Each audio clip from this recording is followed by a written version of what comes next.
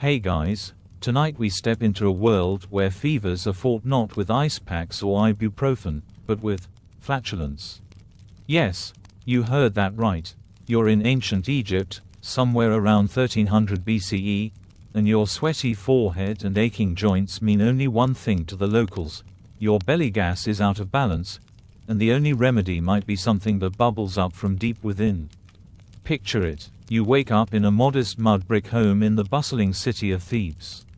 The sun hasn't even crested the horizon yet, but the heat already wraps around you like a wool blanket straight from a bonfire. You try to sit up, but your head spins. Your joints ache. Your neighbor, a wiry old man with 2 teeth and way too much confidence, leans over you and says, "Ah, classic signs of trapped wind. You're cursed, friend." You blink at him through the haze. Trapped wind. This is a world where the Nile is life, where bread and beer are breakfast, and where illness isn't just biological, it's spiritual, mystical, and yes, sometimes deeply aromatic. Your neighbor has already taken the liberty of calling for the local healer, which means you're about to begin a journey you definitely didn't plan on.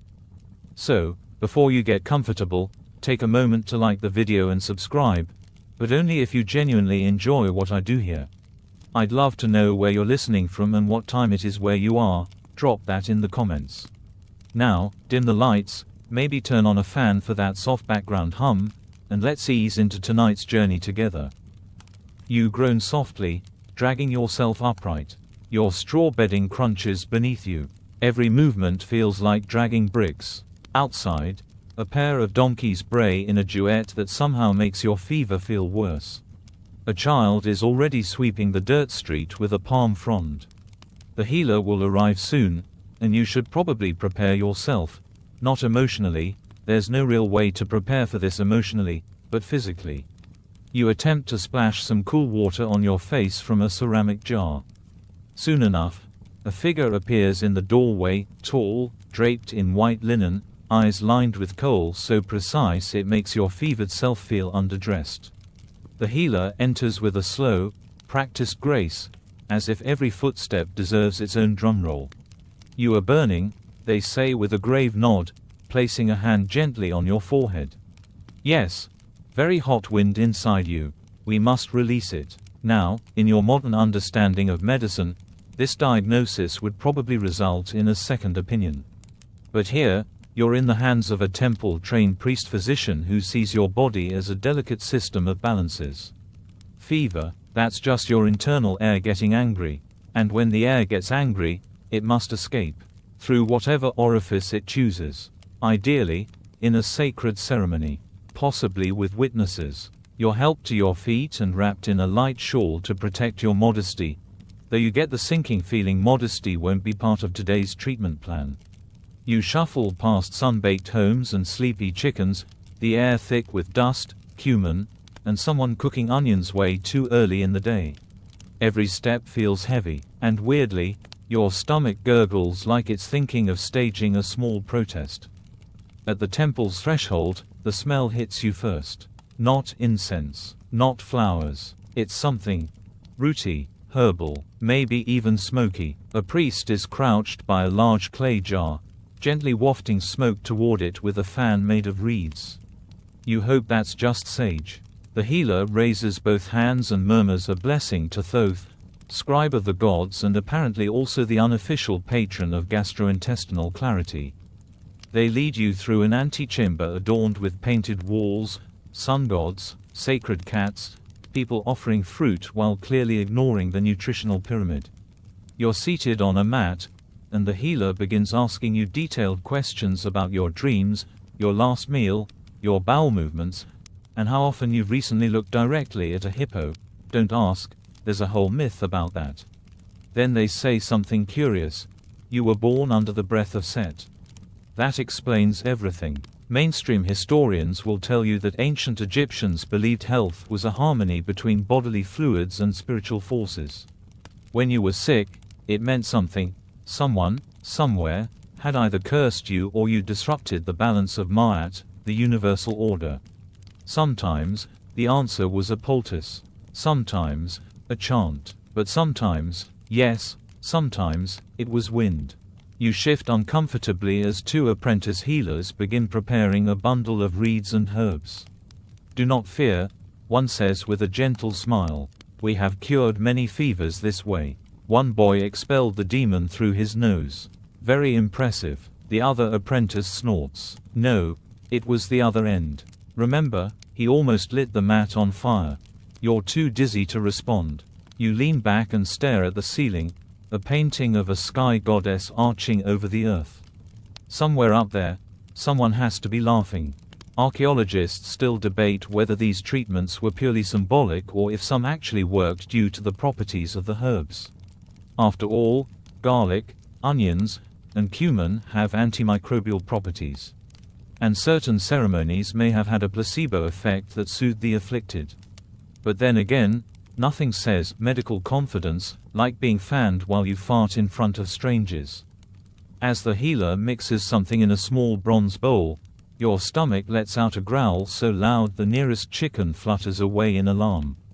The healer nods sagely. Yes, the wind grows restless. You are no longer just a patient. You are a living, breathing, rumbling vessel of ancient wisdom. And this fever, it doesn't stand a chance against sacred flatulence. The healer waves a hand, and the apprentices spring into action. One brings over a steaming mixture of mashed garlic, onion, coriander, and what you swear smells suspiciously like goat droppings. The other carefully unwraps a linen pouch tied with reed twine, revealing dried herbs you can't quite identify but are fairly certain would make a modern pharmacist cry. This is your first clue that you're about to be both cured and humiliated. You're helped onto a mat woven from reeds, itchy, of course, and asked to lie on your side like some kind of sacrificial side dish. Breathe deeply, the healer says, and relax yourself. You don't like the hesitation before self. A clay pot is positioned nearby. A faint wisp of something pungent curls upward from it, trailing smoke like a lazy serpent. The healer leans in and murmurs something you don't understand, probably a prayer, maybe a joke. Either way, it ends with, "Let the heat leave you from within." And then it begins. First, they rub your back in slow, firm circles using a warmed oil, probably castor or moringa. It actually feels kind of nice. You start to drift off until someone suddenly presses a poultice, warm and gooey, directly against your lower back. You twitch. "Ah, yes," the apprentice says knowingly. "That's where the fever is hiding." If you're wondering whether flatulence was really taken this seriously, the answer is, kind of. Ancient Egyptian medical papyri, like the Ebers Papyrus, don't explicitly say, "fart more, feel better," but they do describe fever as caused by internal heat and imbalance, and they believed that foul-smelling bodily discharges could expel evil. So, tomato. Back in the temple, the healer takes a reed tube, dips it in the garlic concoction, and gives it to you to sip. It tastes like spicy regret. "This will loosen the trapped air," they say, with a smile that's either encouraging or mischievous, you can't tell. The room tilts slightly. Your stomach gurgles again. "I think it's working," whispers one of the apprentices. And then, as if the gods themselves hit an internal reset button, it happens. A loud, unexpected release from deep within. The sound echoes slightly in the chamber. A pigeon coos in alarm somewhere overhead. There is a moment of pure, deafening silence. And then applause. Genuine applause. "You're free," the healer says reverently. "The fever will now begin to flee your body." You lie there, dazed and oddly proud, like someone who just finished their first marathon. Backwards. Mainstream scholars agree that Egyptian medicine was surprisingly advanced for its time. They understood the circulatory system, used surgical tools, and even prescribed antibiotics in the form of moldy bread. But alongside these practices were deeply spiritual treatments, where physical and divine health were tightly bound. So while your treatment might seem silly, it's just one ripple in the Nile-sized pond of ancient medical wisdom. The healer now begins the purification ritual. It involves a sprinkling of natron, which is essentially ancient baking soda, and wafting incense made of myrrh and frankincense around your head. Honestly, it smells like a spa that doesn't quite know what vibe it's going for. Relaxing, medicinal, mildly roasted, you must rest, the healer says, helping you sit upright. But eat no beans tonight. You nod solemnly. Noted. Outside the temple, the city of Thebes buzzes with life. Vendors call out from their stalls, peddling bread, linen, and oddly aggressive cucumbers. Children chase a dog with 3 legs and infinite energy. And in the distance, sacred ibis birds dip their beaks in the Nile's silvery water. As you return home, slightly lighter in every possible way, you pass your toothy neighbor again. He gives you a thumbs up. Heard it from 3 houses down. Must have been a good one. You manage a weak smile. Fever's gone, you croak. Of course it is, he nods. You've let the gods breathe through you. You're not sure if he means that metaphorically or literally. But either way, you feel better. The ache in your joints is gone. Your forehead's no longer burning. And your stomach, remarkably calm. Maybe there's something to this whole flatulence faith combo.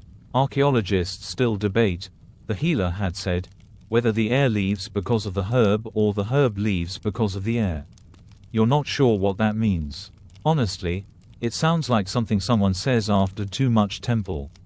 You crawl back into bed, nestling into the crunchy straw, and this time, it feels like clouds. The chickens have quieted. The donkeys are silent. The Nile hums in the distance. You close your eyes, and just before sleep claims you, your stomach lets out one last soft puff of sound. You smile. Consider it the gods' kiss goodnight. Morning in Thebes hits like a slap from the sun god Ra himself. Your eyelids creak open to light that seems far too judgmental for how recently you embraced temple-approved gastrointestinal liberation. The fever's definitely gone. You feel lighter, clearer, almost floaty, like someone who let go of not just trapped air, but maybe also a few unnecessary worries. The memory of the healer's proud applause lingers in your head like a very weird dream, except you know it was real because the dog outside is still barking your nickname, Windy One. The fever's definitely gone. You feel lighter, clearer, almost floaty, like someone who let go of not just trapped air, but maybe also a few unnecessary worries. The memory of the healer's proud applause lingers in your head like a very weird dream, except you know it was real because the dog outside is still barking your nickname, Windy One. You walk through the morning streets, weaving past a priest smudging a temple wall with ochre and a woman yelling at a goat as if it personally offended her. You're on your way to the House of Life, a kind of ancient Egyptian library meets pharmacy meets classroom, where the scrolls are guarded and gossip is eternal. There, the scribe, an old man who smells faintly of ink and roasted chickpeas, raises a brow when you ask. Ah, he says, you seek the wind of truth. You're not sure if that's a pun. It probably is. He pulls out a crumbling papyrus and lays it flat. The script is tight and slanted, almost buzzing with energy. This scroll, he says, tapping the edge, comes from the time of Pharaoh Jedker Sse. It speaks of a priest who healed the king's fever not with herbs or spells, but with anoint. You blink. He sat on something hot. The scribe nods gravely, to awaken the demon air, which, when released, carried the sickness out. This is the part where you fight the urge to laugh. But the scribe is utterly serious. He explains, in ancient Egyptian thought, the body is full of winds. Good winds flow smoothly and help the car, the soul force, stay aligned with the universe. Bad winds clog things up, cause sickness, and sometimes make your eyes water. Fever, often seen as a fire trapped inside, and the most logical thing to do is create an exit. Guess what makes a great emergency vent? Yup. It sounds silly, but then again, the Egyptians weren't the only ones. You're told that Mesopotamians also linked breath and wind with spiritual balance. Chinese medicine, centuries later, would center its qi energy philosophy around internal flows. And in medieval Europe, wind in the bowels was actually in medical textbooks. So maybe Egypt wasn't so strange. Or maybe humans just really wanted farting to be useful. The scribe shows you another scroll. This one's written by a physician named Merit Patar, who may have been one of the earliest known female doctors in history. It's a list of fever remedies, each more bizarre than the last. One involves goat milk boiled with crushed beetle shells. Another suggests that if a patient can walk in a straight line after smelling fermented fish guts, they'll survive the week. That's it, right there, an ancient checklist where passing gas is literally step 5 of divine healing. Archaeologists still debate, the scribe murmurs, whether this was metaphorical or literal. He smiles faintly. I say both. The gods enjoy a good joke. And suddenly you see it everywhere. Statues of Bes, the dwarf god of humor and protection, often depicted with exaggerated features and a cheeky grin. He was associated with childbirth and expelling evil, and some scholars think flatula. You thank the scribe, who nods as if you've passed a secret test. Now, he says, go eat papyrus roots soaked in honey. It balances the air. You pretend you didn't hear that. Outside, a man is lighting incense at a crossroads. For the gods, he tells you, and for my wife's cooking. You walk on, trying not to smile. The world feels oddly more magical now. Or maybe just smellier. You remember your cousin, the one who swore by eating 5 cloves of garlic before every festival to keep the heat demons out. At the time, you thought he just wanted to clear the dance floor. But maybe he was part of something older.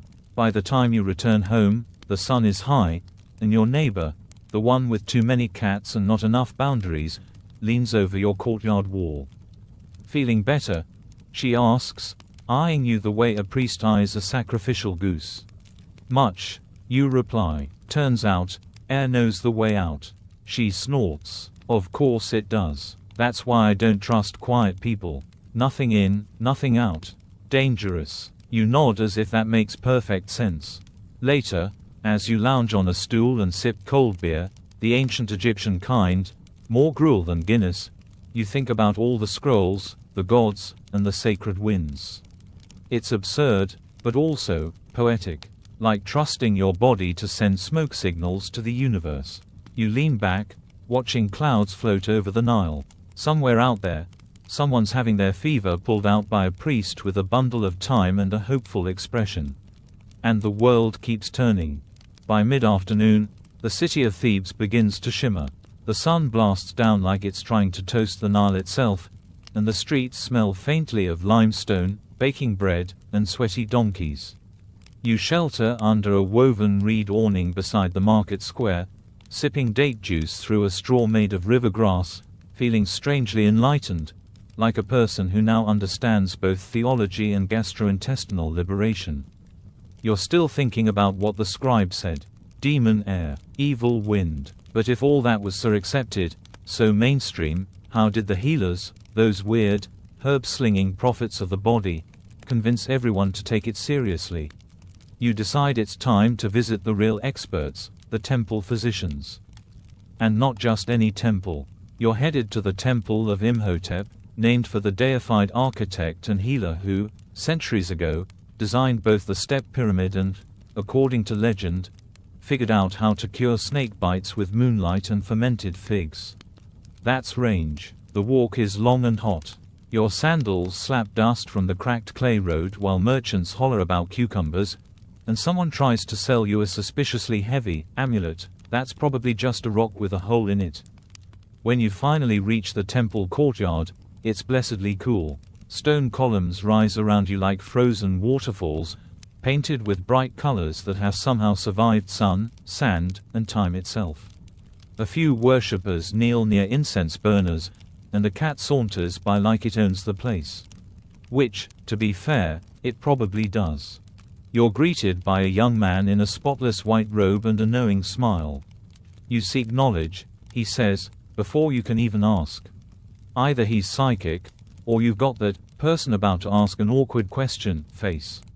You follow him through corridors that smell like myrrh and ancient socks, until you're brought to a healer named Bahiri, a wiry, sharp-eyed man whose beard is aggressively symmetrical. He studies you for a moment, then points to a low stool. So, he says, You want to talk about the wind. You nod. He nods back, pleased. Good, it means you're not just a patient. You're a student, and just like that, you're getting a crash course in ancient Egyptian medical philosophy. First lesson: the body is a series of channels. Think of them like irrigation canals. Blockages cause disease, and anything that clears those blockages is sacred. Even gas. You suppress a smirk. Pahiri notices. Laughter is also a release, he says. Useful in smaller doses. He opens a large clay jar and scoops out a handful of something that looks like black porridge and smells like a haunted onion. Fermented leeks, he says. A holy favorite. Encourages movement. You don't ask what kind of movement. Pahiri explains that the temple physicians weren't just healers, they were trained in both spiritual and practical knowledge. They memorized entire medical scrolls, including the famous Ebers Papyrus. But within those scrolls is a consistent theme: illness is imbalance. Heat needs to exit, air must move, bowels must perform. The fever cure, according to Pahiri, became popular during a Nile flood season when many priests fell ill. Desperate, one senior healer, whose name is lost to time but probably rhymed with something tragic, experimented with diets high in flatulence-inducing ingredients: garlic, onions, lentils, beer, more beer. When his patients expelled air, their symptoms lessened. Coincidence? Maybe, but when word got around, it became protocol. Archaeologists still debate, Pahiri says, whether this method spread because it worked, or because it gave people an excuse to eat more garlic. He shows you a healing chart carved into limestone. There's a stick figure, possibly in pain, next to a swirl symbol. You point. Is that wind? He nods. The sacred spiral. Sometimes wind, sometimes soul, sometimes a snake in a bad mood. Depends on context. You try to hide your grin, but you're also sort of amazed. The logic behind this approach isn't entirely flawed. If someone has trapped air, or an inflamed gut, or tension-induced fever, releasing pressure would feel healing. Add a dose of faith and community ritual, and you've got yourself a legitimate treatment. Or at least one that gets you a lot of space on crowded boats. As you leave the temple, Pahiri hands you a small satchel. For balance, he says. Inside are dried figs, fennel seeds, and a chunk of charcoal. You're not sure whether to eat it or hang it over your door, but you thank him anyway. Back outside, the streets are noisy again. A group of children chase a dog wearing a necklace made of lotus petals. Someone yells something about a stolen gourd. You walk slowly, digesting everything. Not just the strange gifts, but the idea that a society this advanced, this orderly, openly accepted that flatulence had medical value. And let's not forget, they built the pyramids. So maybe, just maybe, they were onto something.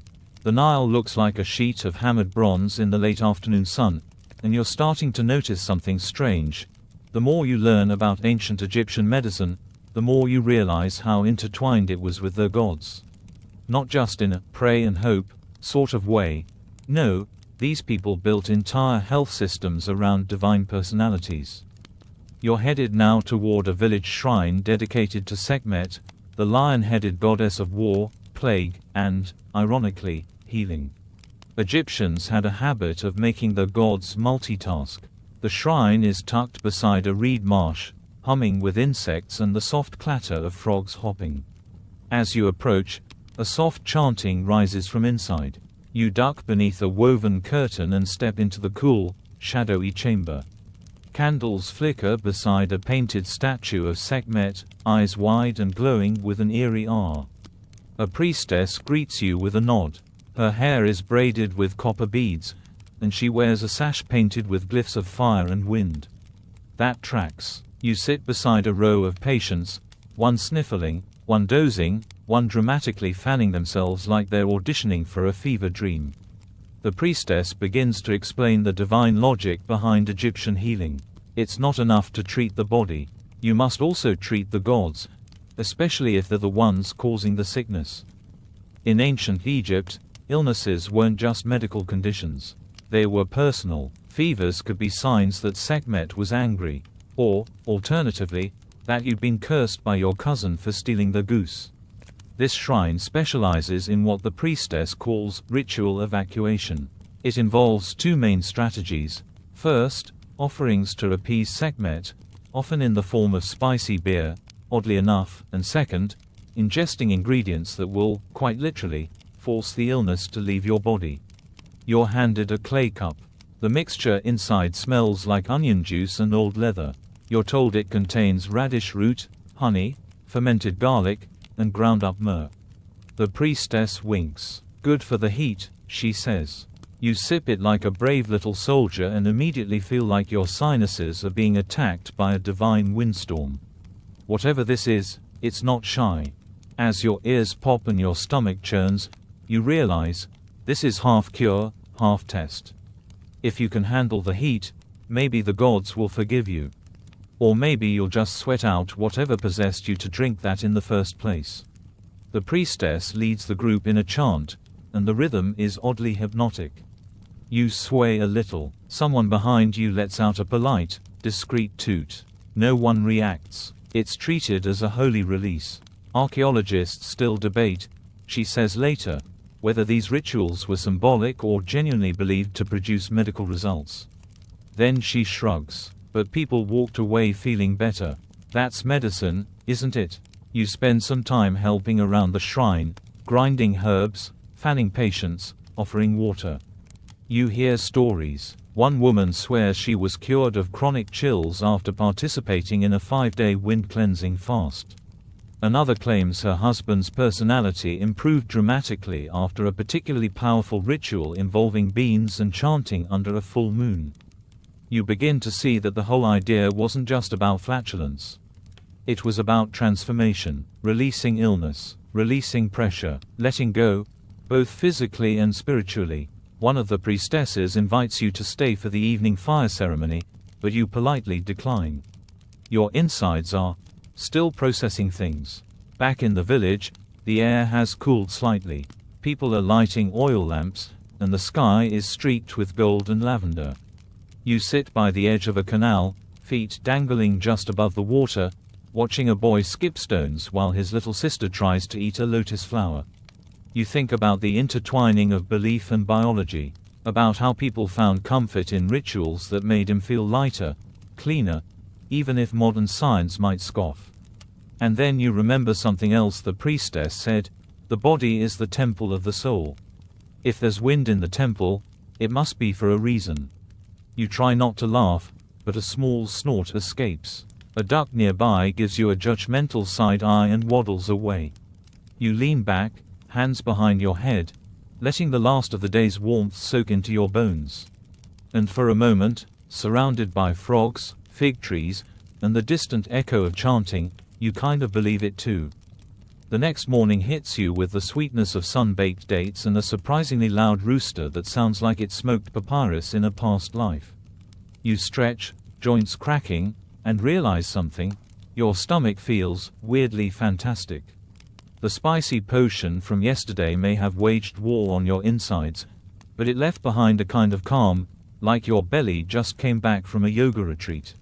You're staying in the household of a local scribe named Key, who finds your curiosity about fart medicine both amusing and totally reasonable. He's scribbling something on a shard of limestone while chewing a fig. You know, he says, our ancestors had scrolls for this kind of thing. Entire books about wind. You choke a little on your lentil stew. Books, oh yes, papyrus scrolls full of bodily wisdom, Key says. Some blamed excess wind for every illness under the sun. Too much in the belly, fever, too much in the head, madness, too much in the feet. You're walking crooked. He's not even joking. You're led to the home of a retired physician named Netjeru Hotep, who owns what's basically a library of old medical papyri. It smells like ink and sandalwood in here, and the walls are covered with carefully painted diagrams, organs drawn like winding canals, annotated in hieratic script. Netjeru Hotep is hunched, sun-spotted, and sharp as obsidian. He squints at you and grins. Come to read the Book of Winds. Apparently, One of the best-known texts of Egyptian medicine, the Ebers Papyrus, devotes many of its 700-plus remedies to managing gases. It's not just about bloating. They believed that pneuma, or life wind, flowed through the body, and blockages could throw your whole system into chaos. Kind of like ancient acupuncture, minus the needles and plus a lot more cumin. Netjeru Hotep lets you hold a replica scroll. You feel the rough papyrus under your fingertips, marvel at the black and red ink, and try to imagine a time when writing down, apply warm onion paste to the navel, was revolutionary science. Here's the kicker. One of the scrolls even mentions using a specific plant to encourage wind release during fever episodes. It suggests fenugreek steeped in beer, and then, brace yourself, exposed to the midday sun for 3 hours to attract Ra's cleansing breath. Then the patient drinks it and lies on their left side, preferably near running water. Archaeologists still debate, Netjeru Hotep says, whether this was metaphor, or if people genuinely thought flatulence released spirits. You try to picture a doctor today saying, "Please fart toward the river to speed up recovery," and instantly realize why this job is more fun than modern medicine. The afternoon is spent watching Netjeru Hotep's apprentice prep ingredients. He roasts dates, simmers onions, crushes dried sycamore bark into powder. "Smells good, right?" he says. "Wrong. This is the fever purge blend. You'll smell it in your dreams. You're brave enough to take a sniff. It smells like regret and garlic's evil twin." As the sun lowers, a patient arrives. A merchant woman with flushed cheeks and trembling hands. She's burning up. Netjeru Hotep does something wild. He presses his ear to her belly. Listens. Nods. There is blockage. The fever is trapped wind. He prescribes a mix of cumin, fenugreek, and sheep's milk, warmed until frothy. You watch as the woman drinks it slowly, clutching her side. She lies on a mat, a warm clay brick wrapped in linen resting on her stomach. Then, silence. Then, a little noise. And another. The healer gives a satisfied nod. The body sighs. Later that night, you walk home under stars that look close enough to touch. The path is soft with dust, and frogs chirp like sleepy maracas. You think about how this might sound to someone from your century. You fart, and the fever breaks. Ridiculous, right? But these people built pyramids, aligned cities with the stars, embalmed bodies better than your dentist store's instruments. Maybe, just maybe, they knew something. You pass by a group of teenagers daring each other to eat pickled lotus seeds. One of them lets out a tremendous rip and bows dramatically. His friends applaud. Medicine or mischief? Who's to say? Back at Key's home, you lie on your mat and stare at the reed ceiling. You're full of strange food, stranger wisdom, and the growing suspicion that your ancestors may have been a lot funnier, and more wind-savvy, than they get credit for. By the next morning, you're practically fluent in the unspoken language of stomach gurgles. Key greets you with a half-smile and a bowl of something brown and jiggly. "Fava beans," he says, "but cooked with asafoetida. Good for the wind." You take a bite. It tastes like garlic's evil stepbrother snuck into a legume party. It's pungent, it's intense, and it's working. Within minutes, your insides begin to shift like tectonic plates. Key just chuckles. "See, your channels are clearing." He's not kidding. You feel lighter, more mobile, and you realize something strange. No one here thinks this is weird. Releasing gas is just a part of the body doing its thing. There's no shame, no giggles. Okay, some giggles, but they're the knowing kind. Communal, like a wink shared between people who've all taken that same gut-warming tonic. Today, you're heading to a nearby temple, one dedicated to Thoth, god of wisdom and writing. Apparently, the priests here were obsessed with the body's secret languages, including what your backside might be trying to say. You walk in under towering columns painted with faded lotus flowers. The air smells of incense and ink, and somewhere in the distance, a harp twangs gently. You meet a temple scribe named Menina, who takes you to a quiet room filled with scrolls. He's got a youthful smirk and ink stains all over his fingers. You came for the wind spells? He asks. Wait, spells? Oh yes, he says. You didn't think we left all this up to diet and accident, did you? There were incantations, too. Sometimes to increase wind, sometimes to stop it. He pulls out a scroll and reads dramatically.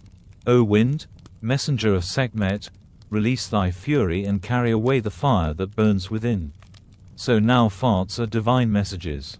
You suppress a laugh and ask if people actually chanted that stuff. Of course, Menina says. Especially healers and priestesses. Sound had power. Words shaped energy. If you timed it right, with breath, posture, and yes, the right herbal teas, you could shift illness from one part of the body to another. You sip some barley water while Menina shows you a wall relief of a healer holding a hand over someone's belly, lips parted mid-chant. Some scholars say it's symbolic, he shrugs. Others think it's literal. Archaeologists still debate whether these rituals were metaphors for internal processes or early forms of energy medicine. Outside, the midday heat is rising like a heavy sigh. You step into a shaded courtyard where acolytes sit in circles, practicing chants. Their voices rise and fall like waves, blending into the wind. One girl, no more than 12, lifts a fig leaf and lets out a musical sound. Nobody bats an eye. Menina whispers, she's doing the ritual of Ra's exhale. The idea is that sacred wind carries away fever. It's an offering of sorts. You honestly can't tell anymore what's real and what's performance, but either way, you're into it. There's a calm rhythm to all this. Ancient Egyptians didn't separate the body from nature or spirit. Everything was connected: breath, food, illness, wind, divine energy expressed through the flesh. The temple offers you lunch, more beans, of course, and a concoction called breath of bastet, which is mostly peppermint, honey, and something you suspect is camel milk. It cools your tongue and warms your throat. You're getting used to this oddly poetic digestion-based health philosophy. As the sun dips lower, Menina takes you up the temple's western stairwell. You emerge onto a flat roof, where wind tugs at your tunic and carries the scent of baked earth. From here, you see the whole village: boats drifting on the Nile, smoke curling from hearths, kids running barefoot in the dust. Life, messy and miraculous. You know, Menina says, squinting at the horizon, they used to believe the wind carried souls to the next life. Maybe, he adds with a grin, that's why flatulence during fever was seen as lucky. Like your spirit chose to hang on instead of floating off. You laugh. It's ridiculous. And it also kind of makes sense. By the time you get back to Key's home, your feet are sore and your stomach's calm. Dinner is simple tonight: lentils, figs, and spiced bread. You eat slowly, the way Egyptians always seem to, with reverence. Afterward, Key hands you a reed pen and says, write it down. What you've learned. You do. In your own clumsy script, you scrawl, today I learned that wind might save your life. And also embarrass you, but mostly save you. Key reads it and nods. Good start. Tomorrow, I'll show you the temple of Sekhmet. She's the goddess of plague. She has opinions. You lie back on your mat, the scent of frankincense in the air. Somewhere outside, a donkey brays dramatically, and someone farts in response. You smile. You're not sure what tomorrow holds, but you're starting to think ancient medicine isn't so different after all. Just smellier. The sun barely peeks over the reed rooftops when Key nudges you awake. Come on, he whispers, handing you a folded cloth with something spicy and sweet inside. Travel breakfast. Don't ask what's in it, just chew. You chew. It tastes like honey, sesame, and possibly disappointment. Still, it fuels your steps as you and Key walk toward the outskirts of town where the temple of Sekhmet looms like a lioness about to pounce. The air smells of dew and roasted garlic, oddly comforting in its complexity. As you pass into the temple's shadow, you feel it, heaviness. Not in your chest, but in the air itself. The walls are etched with images of lion-headed Sekhmet incinerating enemies with her breath. Her role as goddess of war and disease makes you feel oddly underdressed in your linen wrap. Sekhmet cured and caused, Key explains. She was balance. So the priests and priestesses here, they learned how to push illness out. Sometimes with herbs, sometimes with dramatic techniques. He smirks, and you already know where this is going. Inside the temple, it's dim, lit only by slivers of morning sun through tall, slanted windows. Incense coils through the air like lazy snakes. You're introduced to a stern woman named Merit, a senior priestess who eyes you as if you've recently committed a crime against hygiene. She leads you into a chamber with low ceilings and stone benches shaped suspiciously like squat toilets. We treat fever through expulsion, she says. You must release the fire. She offers you a small jar filled with a yellowish paste. Apply this where heat gathers. You hesitate. Where exactly does heat gather? She raises one eyebrow. You'll know. You rub the paste, peppery, gritty, maybe containing ground locust, onto your belly and lower back. It burns. Not, ooh, warm spa day, burn. More like, why is my rear end suddenly a kiln? Burn. Now breathe, Merit instructs. Hold the breath. Push. Visualize the fever leaving through the wind. You're not sure if you're expelling demons or just your dignity, but you do as she says. A low, theatrical sound escapes you, echoing off the stone. Good, she says without blinking. Very good, you're learning. You glance at Key, who gives a subtle thumbs up from the corner like an awkward cheerleader. After several rounds of breath holding, chanting, and medicinal paste application that could double as a medieval prank, you sit on the temple floor feeling oddly euphoric. Your skin tingles, and the fever you didn't even realize was still hanging around seems to have finally lifted. Outside in the temple garden, acolytes gather around a large ceramic pot half buried in the ground. Smoke rises from it. One of them explains, "This is the fumigation pit. People would crouch over it to let the sacred herbs do their work." You stare. "It's more comfortable than it sounds," another chimes in. Archaeologists still debate whether these fumigation pits were literal fever remedies or symbolic cleansing rituals, but the heat rising from it makes your stomach lurch a little. You'll pass on that one. Instead, you walk among the garden beds, mint, coriander, juniper, and fenugreek all growing under the careful hands of temple workers. These were our real medicines, Merit admits, her tone softening. The rituals guided the mind. But the plants, they worked on the body. You inhale the spicy sweet aroma of blooming herbs and realize just how sensory Egyptian medicine was. It wasn't just pills and potions. It was touch, scent, chant, movement, an immersive treatment for body and soul. As you rest in the shade of a fig tree, Key tells you about how Sekhmet's temples often served as plague clinics during epidemics. Some say people fasted and performed ritual wind clearing in groups. Like communal detox. You picture it, a line of fevered villagers sitting in a smoky room, all trying to pass gas on cue like an ancient wind symphony. Somehow, it makes sense. Later, you visit the temple's library, a cool, dark chamber with scrolls stacked like loaves of wisdom bread. One scroll describes a treatment for burning of the forehead, involving garlic, goose fat, and strategic flatulence beneath moonlight. Another references the breath of the desert, a term for the heated wind that carried away impurities. Whether that meant real wind or internal wind, the text leaves mysteriously open. Your favorite part, one particularly old scroll includes a checklist. Is the patient able to eat lentils? Has the patient produced wind today? Is the fever still stubborn? Try again with more cumin. By now, you're beginning to see their logic. The body was viewed like a small Nile. If something was blocked, it needed to flow. Whether through sweat, tears, or creative air release, Egyptians wanted movement.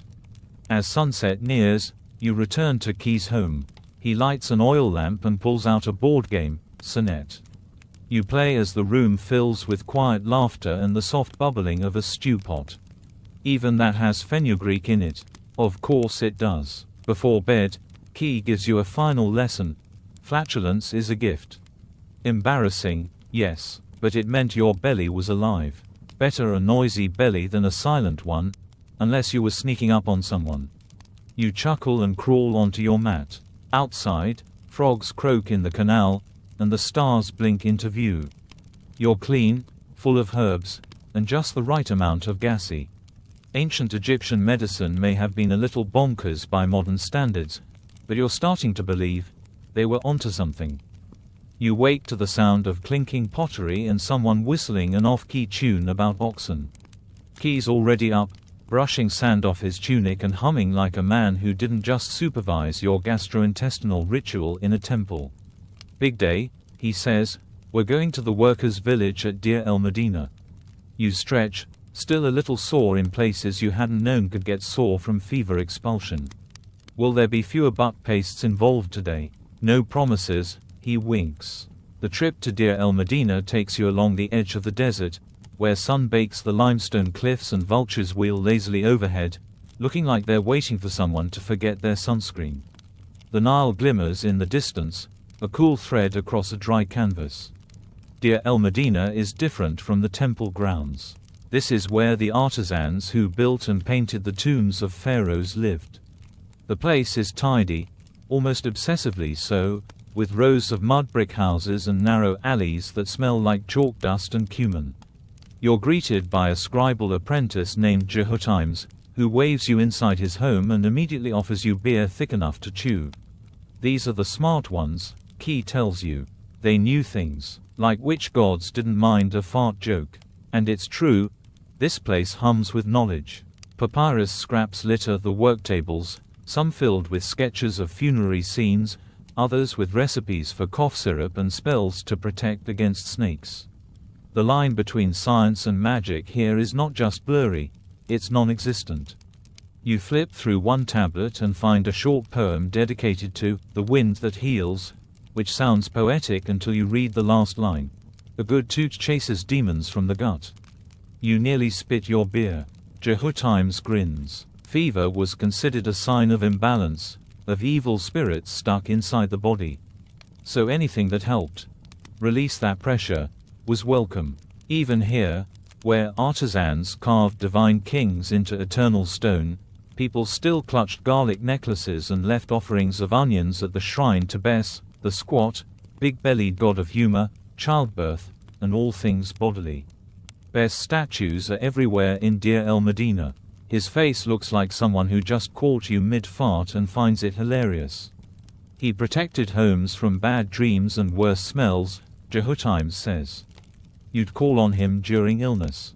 Or digestion problems. Same thing, really. In one household shrine, you find a papyrus amulet with instructions, hang near the bed.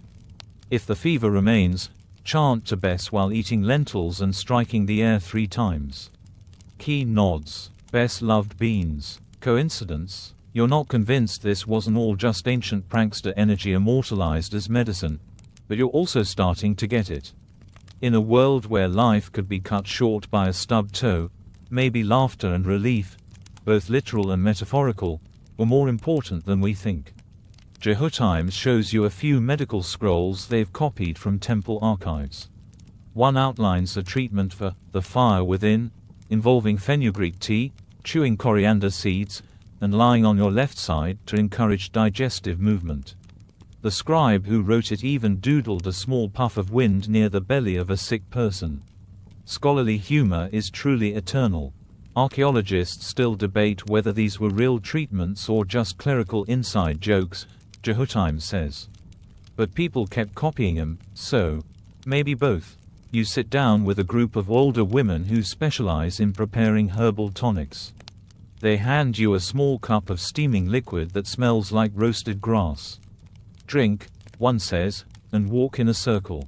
Then lie down. You will know if it works.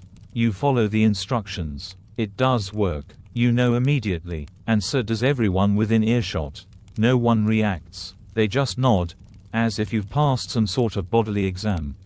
One woman even pats your shoulder like you've done something noble.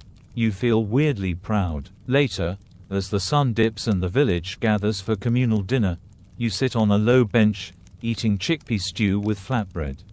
The talk turns to dreams, to ancestors, and inevitably, to odd cures. One man describes how his grandmother used to put a warmed clay pot under the bed and chant over it to pull out the hot winds. Another swears that sniffing horseradish during a thunderstorm cured his uncle's migraines. Science and belief, Key murmurs, sipping his beer, were never enemies here. Just cousins with different tastes in sandals. As stars flicker over the sandstone cliffs, you realize something. Flatulence, in ancient Egypt, wasn't just a punchline. It was part of the body's language.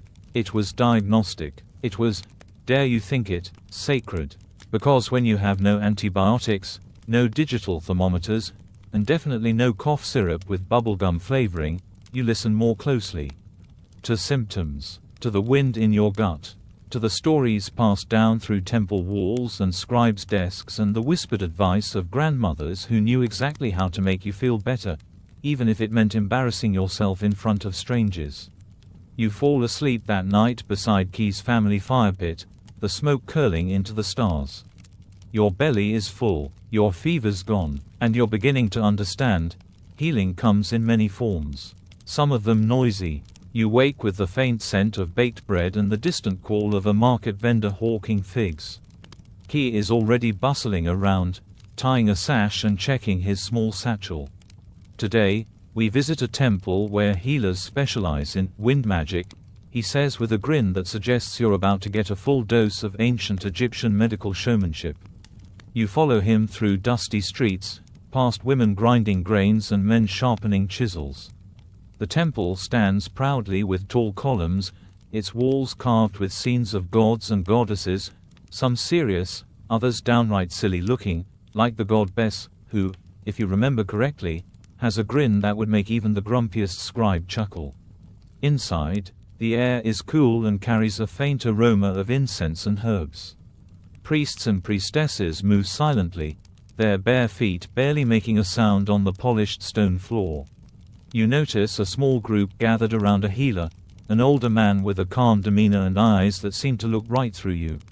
He welcomes you with a nod and gestures to a low mat where a patient lies. You have come to learn about the ancient art of expelling fever through breath and wind, he says softly, almost conspiratorially.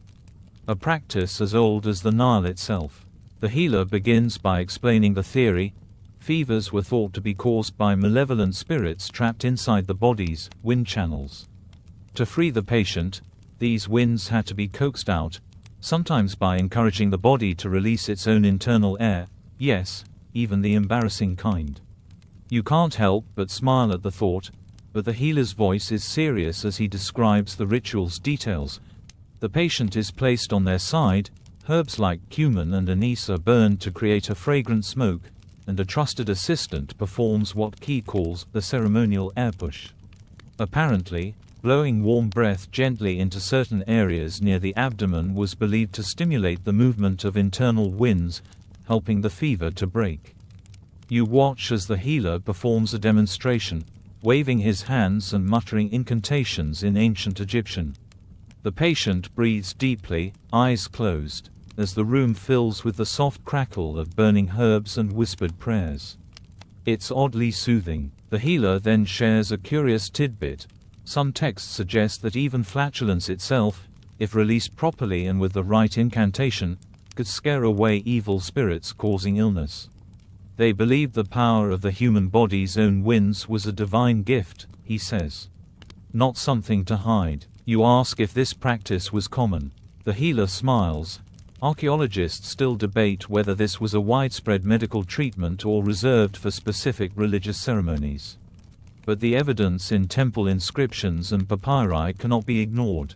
As the session ends, the healer hands you a small bundle of herbs to take with you, fenugreek, coriander, and a pinch of dried onion.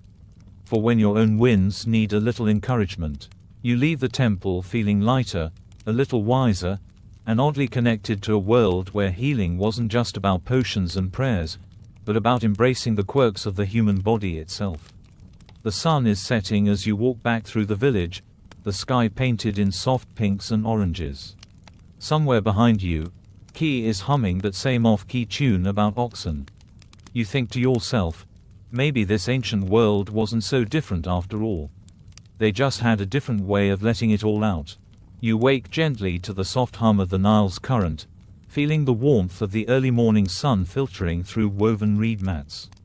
Today, Key has promised to take you to the market, where the smells of ancient spices and the chatter of traders create a lively tapestry of daily life. But first, he pulls you aside with a mischievous grin and whispers, "Today, you'll learn about the peculiar role of flatulence in ancient Egyptian medicine, beyond the temples." As you weave through bustling stalls, you notice baskets overflowing with garlic, leeks, and onions, all known for their strong aromas. Key explains that these pungent foods were believed to influence the body's internal winds, potentially useful in treatments. They thought if your gut was a river, these foods could stir the currents, he says, nodding wisely. The vendor next to you offers a curious concoction, a blend of fermented beans and herbs, touted as a natural remedy for fever. You wrinkle your nose, but Key assures you, it's all about encouraging the body's wind to move freely. This wind wasn't just about digestion but was linked to the balance of health itself. You find a quiet corner and watch as a local elder tells stories of patients who recovered after peculiar treatments. One involved patients sitting quietly while their friends gently fanned the healing breeze toward them, symbolizing the movement of bad spirits away from the body. Another tale involves chanting near the patient's abdomen, believed to coax out the fever through sound and vibration. Key mentions that ancient medical papyri sometimes describe wind medicines, herbs and rituals designed to influence flatulence, seen not as a social faux pas but a vital bodily function. Imagine that, he chuckles softly, a culture where your own fart might save your life. You ponder how this contrasts with modern embarrassment about the same natural act. It's a reminder that medical beliefs are deeply woven with culture and worldview. Later, you visit a scribe's house, where Key reads you from a dusty scroll. It describes how some healers used breath magic, a practice where controlled breathing and even the release of gas were ritualized to restore harmony. Archaeologists still debate whether these practices were symbolic or had practical health benefits, or maybe a bit of both. As the sun dips low, you realize how connected the ancient Egyptians were to their bodies and nature, embracing even the quirks that make us blush today. You laugh quietly to yourself, imagining if you could bring this practice back. "Excuse me, I need to cure my fever." The market noises fade into the twilight as you prepare to rest, a little more understanding of the strange, fascinating world that was ancient Egypt. You wake to the sound of distant waterbirds and the faint rustle of palm fronds swaying in the gentle desert breeze. Key is already busy arranging a small pile of papyrus scrolls on a low stone table. Today, he promises to reveal the sacred texts that detail the medical wisdom and the curious humor behind flatulence as a fever cure. You settle down, feeling the smooth stone beneath you, and Key unrolls a weathered scroll with elegant hieroglyphs. "This," he says with a smile, "is one of the few surviving medical papyri that talks openly about wind, breath, and even gas in healing." He points to a passage describing a ritual where a healer, armed with a mixture of herbs like cumin and anise, would whisper incantations while gently pressing on the patient's abdomen. The goal, to encourage the release of trapped winds that were believed to cause fevers and discomfort. You notice a little cartoonish drawing of a figure with puffed cheeks and a swirl symbol near their rear, proof the ancient Egyptians had a cheeky side when it came to medicine. Key reads aloud a peculiar instruction. "Let the air flow forth as the Nile flows through the land, carrying away the heat of sickness." You chuckle quietly, imagining the healer encouraging a patient to let it rip for health's sake. You also learn that the Egyptians saw the body as a network of channels, much like irrigation canals, where balance was key. When wind stagnated, illness followed. So, releasing gas was less embarrassing and more necessary, almost a bodily windbreak to restore harmony. But the scroll doesn't stop at medicine. It also suggests that gods like Bes and Taweret, both protectors of households and health, were thought to watch over these healing winds. Their images were often placed near homes, a reminder that even the smallest bodily acts had divine significance. You ask Ki if all Egyptians believed this. He shrugs. Archaeologists still debate whether these beliefs were universal or varied by region and social class. Some might have laughed it off, others treated it seriously. As the afternoon light softens, you think about how these practices mix spirituality, humor, and health into one surprisingly relatable package. The sun dips behind distant dunes, and you feel a gentle calm wash over you, ready to drift off with a newfound respect for the ancient art of wind medicine. You wake with the warm sun casting long shadows across the Nile's gentle flow, and today Ki guides you to a quieter part of the village, near the mud brick walls where families gather to share stories and daily life. He promises you'll meet an old healer who still remembers tales passed down from his ancestors about the flatulence cure. Sitting cross-legged on a woven mat, the healer greets you with a knowing smile and a twinkle in his eye. He begins recounting stories of how, long ago, patients were encouraged to eat certain windy foods, lentils, beans, and onions, known to produce gas that would cleanse the fever. Imagine, he chuckles, they believed a good fart was like a cool breeze on a hot day for your body. He explains that treatments were a delicate mix of diet, prayers, and sometimes music. The healer hums a low tune said to call the winds from inside the body, coaxing relief from suffering. You watch children nearby giggle quietly, probably amused by the idea of wind as medicine. Ki translates the healer's words, noting how this approach blended practicality with a spiritual understanding of the body as a vessel where balance was everything. Even the gods, like Ptah, were connected to creation and breath, reminding us how life and air were intertwined. You ask if these treatments were really effective. The healer shrugs with a smile. Archaeologists still debate whether flatulence was truly seen as a cure or just a humorous metaphor to explain the mystery of fevers. The healer tells you about a curious festival where villages would gather to honor the winds of health, making offerings to the gods and playfully acknowledging the body's natural processes. You imagine this as a calming, communal moment rather than awkwardness or shame. As the day cools, you reflect on how laughter and lightness mixed with medicine in this ancient world, something we sometimes forget in our modern rush. The healer's stories fade gently into the evening air as you prepare for rest, a smile lingering on your lips for the strange and wonderful wisdom you've uncovered. You awake to the subtle chorus of cicadas humming against the warm Egyptian sky, the scent of papyrus and river mud heavy in the air. Today, Ki takes you to the village temple, a place where medicine and magic intertwine seamlessly. It's here, amid incense smoke and the soft flicker of oil lamps, that the ancient Egyptians practiced their most esoteric healing arts, among them, the curious belief in flatulence as a fever remedy. Inside the temple's cool shadowed halls, priests move with quiet purpose, chanting prayers and preparing herbal brews. Ki explains that the temple healers considered the body a microcosm of the universe, with invisible winds and spirits constantly swirling. They believed fevers came from trapped, hot winds, and that releasing these, sometimes quite literally, helped restore balance. You watch a ritual where a priest gently presses a patient's belly while reciting spells, encouraging the wind of life to flow out. The air is thick with the aroma of cumin and coriander, herbs prized not only for flavor but for their supposed power to influence bodily airs.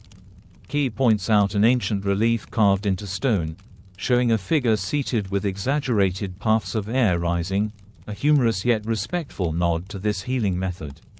It's a reminder that humor and reverence coexisted even in solemn spaces. The temple scrolls you glimpse hint at debates among priests themselves, whether the ritual's power came from divine intervention, the physical act of releasing gas, or simply the patient's belief. Archaeologists still debate if such rituals were widespread or limited to certain priesthoods. As evening falls and the temple quiets, you feel a soothing sense of connection to a culture that embraced all aspects of the body and spirit, even the most peculiar ones. You smile softly, imagining yourself in this ancient world where healing winds, laughter, and faith all played a part in the delicate dance of health. You wake to the gentle light filtering through papyrus curtains, the scent of warm bread and honey drifting softly into the room. Today, Key invites you to reflect quietly on the curious journey you've taken through ancient Egyptian healing. How flatulence, often seen as a humorous or embarrassing act today, was once woven deeply into the fabric of medicine, spirituality, and daily life.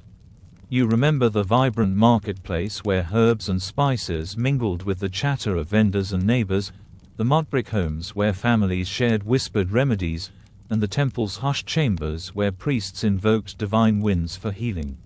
Each place showed you that ancient Egyptians lived in a world where the physical and spiritual blended, and even something as simple as a bodily wind could carry profound meaning.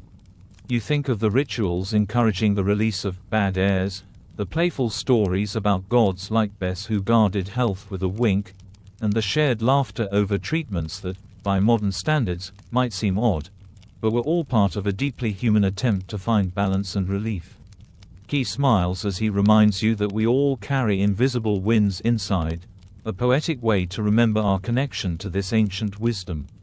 As the day drifts toward dusk, you settle into a quiet place, feeling a gentle calm washing over you.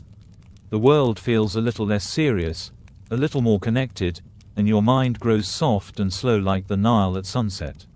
Now, dim the lights, maybe turn on a fan for that soft background hum, and let's ease into tonight's journey together. You close your eyes and breathe deeply, the stories of healing winds and ancient laughter folding around you like a warm blanket. Sweet dreams, my friend. The winds of health and history carry you gently into rest.